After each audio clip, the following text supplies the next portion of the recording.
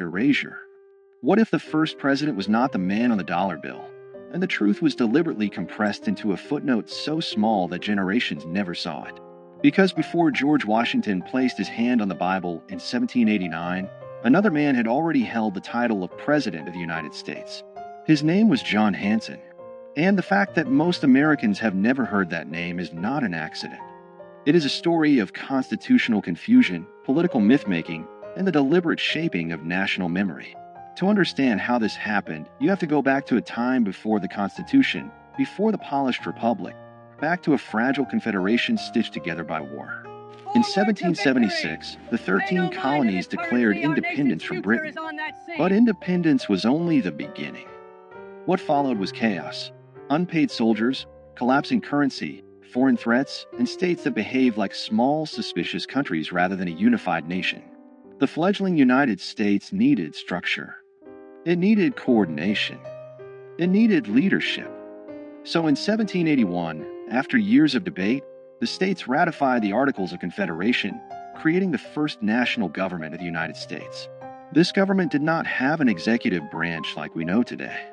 There was no powerful presidency, no cabinet, no centralized authority commanding armies or vetoing legislation. Instead, there was Congress. And Congress elected a presiding officer. That office carried a formal title, President of the United States, and Congress assembled. On November 5, 1781, that office was filled by John Hanson. Hanson was not a general. He was not a towering plantation owner from Virginia. He was a merchant and statesman from Maryland. But when Congress selected him as its presiding officer, he became by title President of the United States. This was not symbolic. Under the Articles of Confederation, Congress was the national government. There was no separate executive. The President of Congress signed documents, corresponded with foreign powers, oversaw administrative matters, and in many ways embodied the leadership of the nation. Hanson served a one-year term. During that time, the Revolutionary War was still underway. He dealt with financial instability, troop demobilization, and diplomatic recognition. He presided over Congress as it accepted the British surrender at Yorktown's aftermath and navigated the fragile early sovereignty of the new republic. And yet his name is rarely mentioned outside specialized historical discussions. Why? Because after the war ended and the weaknesses of the Articles of Confederation became undeniable, a new document was drafted, the Constitution of 1787. This Constitution created a radically different office, a singular executive with defined powers, independent authority, and national visibility. It created what Americans now recognize as the presidency. In 1789, George Washington was elected under this new constitutional framework. He was not the first man to hold the title President of the United States, but he was the first president under the Constitution. That distinction matters. But over time, nuance was erased. The founders themselves understood the difference.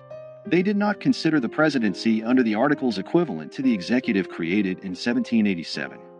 The earlier office was primarily procedural, a presiding officer chosen by Congress, not a nationally elected executive. Yet as American mythology grew, complexity became inconvenient. A nation prefers clean origin stories.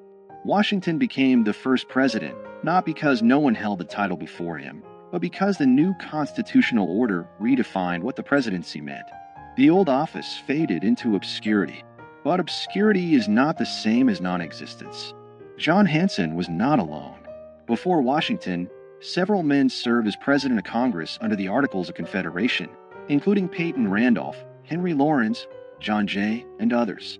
Hanson's distinction lies in being the first to serve a full one-year term after the Articles were fully ratified by all 13 states.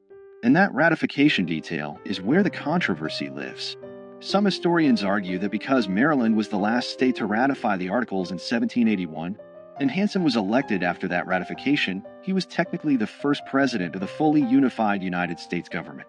This claim has been amplified in certain circles as proof that Washington was not the first president. But the reality is more layered. The presidency under the Articles had no independent executive power. It had no veto authority. It had no control over a standing army. It was not elected by the people or an electoral college. It was chosen by members of Congress and largely functioned as a moderator and administrator. Calling Hanson the first president in the same sense as Washington would be misleading. Yet erasing him entirely is equally misleading. The shock is not that Washington was not first. The shock is that American civic education rarely explains the transition between two completely different governmental systems. The real foundational lie is not that Washington served first. It is that the story of American leadership begins neatly in 1789. It does not. It begins in confusion, experiment, and fragility. During Hanson's presidency, Congress established Thanksgiving as a national day of observance in 1782.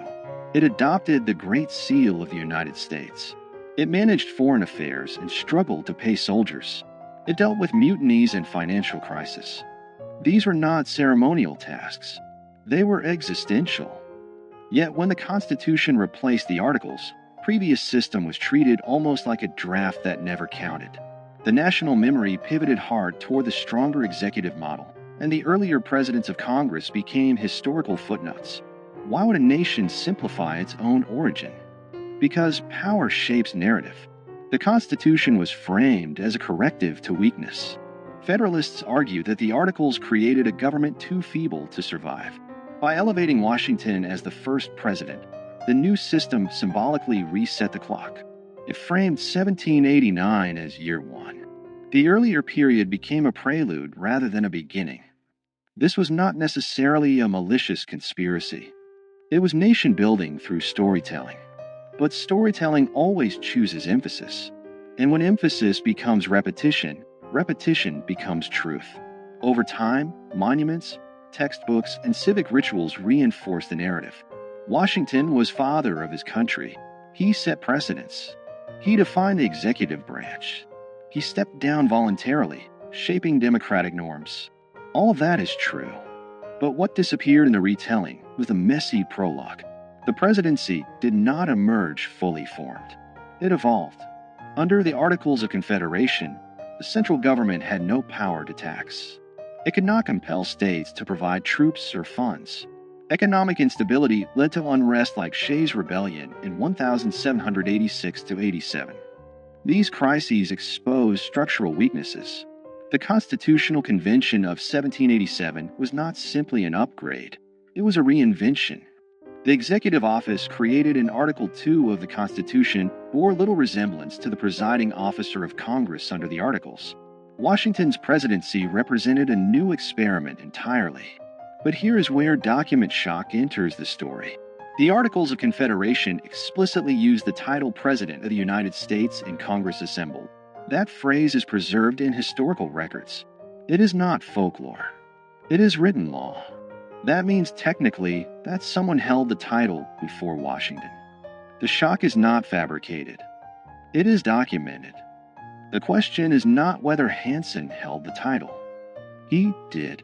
The question is whether holding that title made him equivalent to the constitutional presidency Americans celebrate.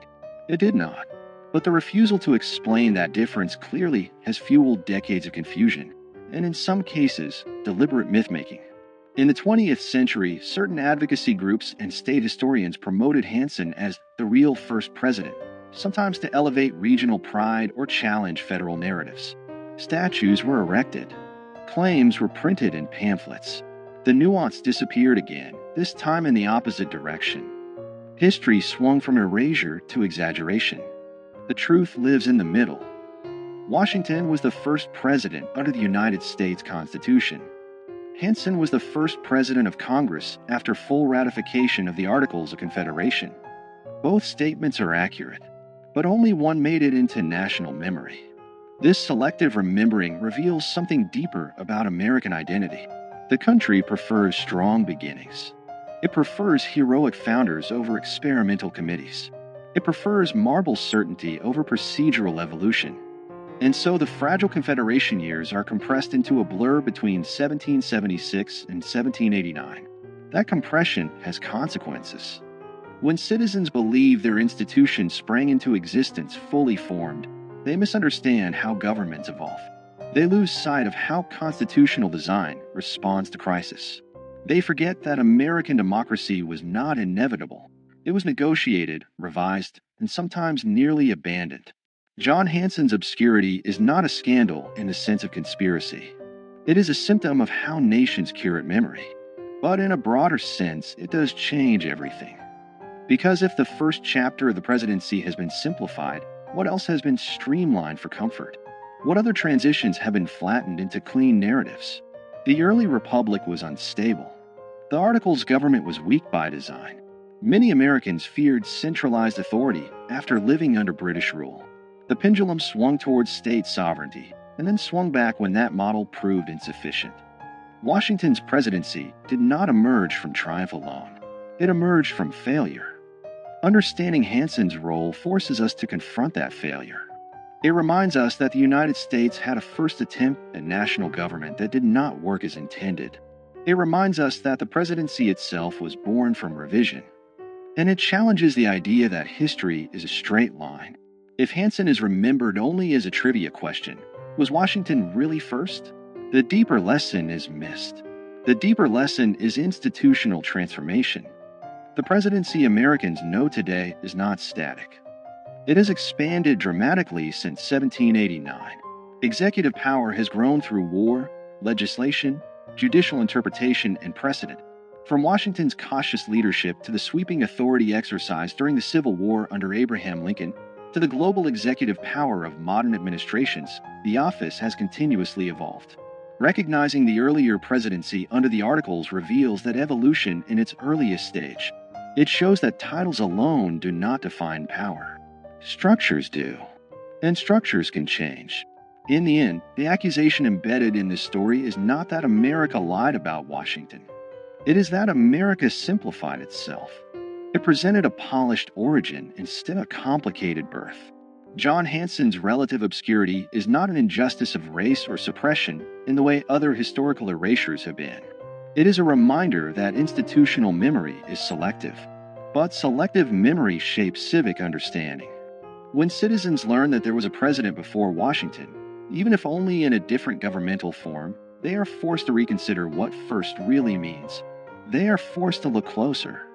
And when people look closer at their foundations, they often discover cracks, not fatal ones, but human ones. That discovery does not weaken democracy. It strengthens it. Because mature nations do not fear complexity. They embrace it. America's first president was hidden, not in a secret archive, not in a burned document, but in the quiet margins of a transitional government that did not survive. And understanding that hidden chapter changes everything about how we see beginnings. It reveals that power is defined by structure, that titles can shift meaning, and that national memory is shaped as much by storytelling as by fact. George Washington remains the first president under the Constitution. John Hanson remains the first president of the United States in Congress assembled after full ratification of the Articles of Confederation. Both are true, but only one became legend. The question is not whether Washington deserves his place. He does. The question is whether we are willing to tell the whole story.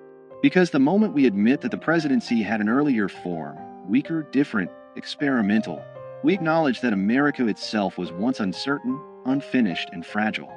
And that realization changes everything. It reminds us that the nation was built not only by giants carved in stone, but also by administrators whose names faded when the structure they served was replaced. History does not always erase with fire. Sometimes it erases with simplification. And sometimes the most powerful revelations are not about scandal, but about structure.